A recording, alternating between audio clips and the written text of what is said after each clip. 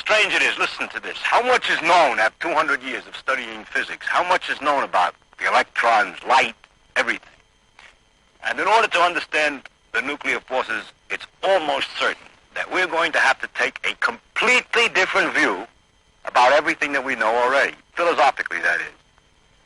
We're going to have to find another way to look at the world in which everything that we've already found out about it is the way it is. And yet that little detail about what goes on in the nucleus then falls into place. It's a very hard job. It's lots of work.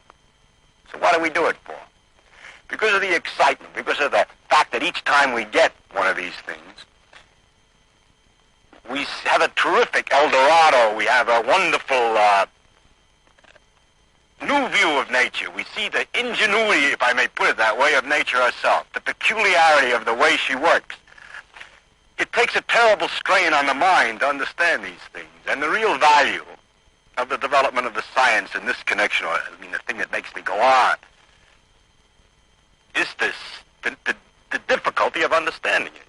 That these apes stand around and look at nature and find that to really catch on, they have to polish their mind to the very last. We live in a heroic age. We live in a moment that'll never come again. These discoveries cannot be made twice. One doesn't discover America 2 or 3 times in succession, really. And one doesn't discover the laws of nuclear forces or electricity more than once. Some people say our age is meaningless. Those are only people who don't know what we're doing in this age. That this age is the age in which mankind is finding out about the nature that he lives in. And if they don't understand what's already been uncovered, they can't appreciate the search. What makes us so sure that the new discovery of the interrelationship between nuclear forces is going to be so wonderful? How do we know it isn't going to be some complicated, dirty, or simple thing? We don't know, but we keep on trying anyway. We're not sure. It's worth the risk, because it very likely will be peculiar, and if it is, it'll be very interesting. How long is it going to take? Do we have all the clues?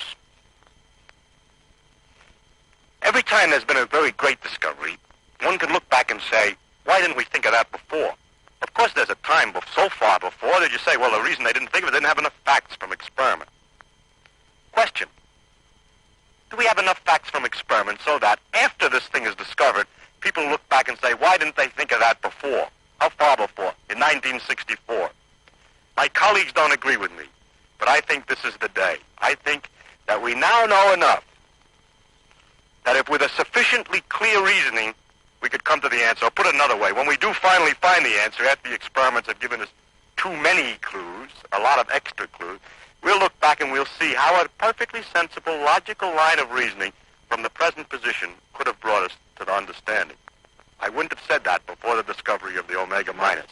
That, to me, is the significance of this discovery.